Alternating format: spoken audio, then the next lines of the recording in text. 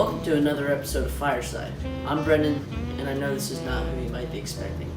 But here I am, about to give you some Storytime Sunday or Taylor Tuesday information. Whatever catchy slogan we come up with. Today, we will be looking at a Baseball Hall of Famer that was named after Zachary Taylor, our 12th president and hero of the Mexican War. Make sure to like this video and click the bell to get notifications when each of our videos are released. Let's get into the life and career of Zack Wheat, the first great Dodger player. Zachariah Davis Wheat was born in 1888 in a small town in Missouri that's 60 miles northeast of Kansas City. He was named after Zachary Taylor and Jefferson Davis.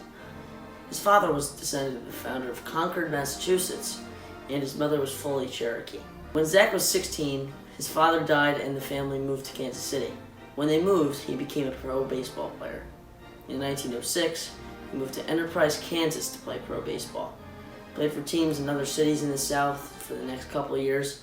After the 1908 season, he visited his first major league game. Walter Johnson, the greatest pitcher of his era, lost a wonderful pitcher's duel to another Hall of Famer, Rube Waddle, and attended a game in which Waddle had 17 strikeouts, an American League record at the time. In 1909, the Brooklyn squad purchased his contract at $1,200. That's not a lot of money. In 1910, his first full season in the majors, he led the Brooklyn Superbas, not the Dodgers, not the Robins. They were also called the Robins too, but it's a weird name.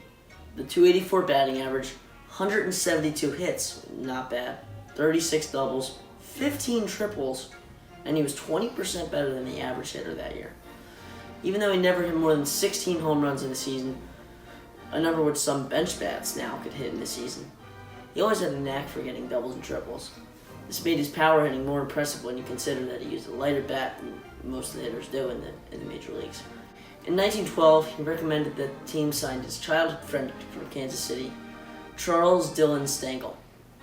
Casey Stengel went on to have 7 World Series titles with the Yankees, with 5 of them being consecutive as manager. He won 10 pennants in 12 years. He became the first manager of the Mets as well. Casey went on to say that he learned much of his success from Wheat. In 1916, Wheat went on to lead the National League in slugging percentage, a stat that says how many bases he gets per at-bat.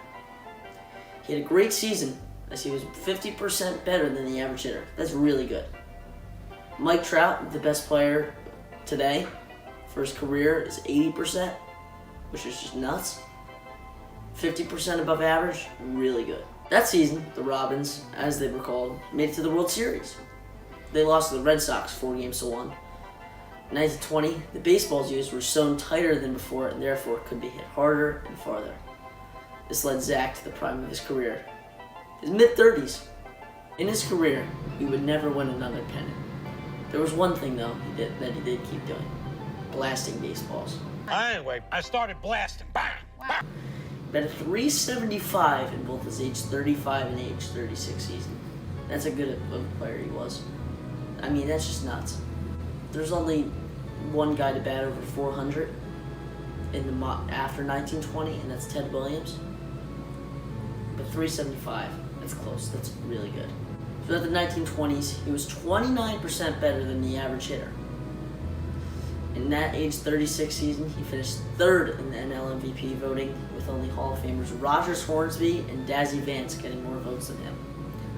By the way, he followed that spectacular campaign with 221 hits, .359 average, and 15th in MVP voting. They lost 17 more games than they won. So if he was on a better team, he would have gotten way more votes. Zack Wheat holds the Dodger records for most games played, hits, doubles, triples, RBIs, and total bases. Zack Wheat basically made the Dodgers be relevant, which is crazy.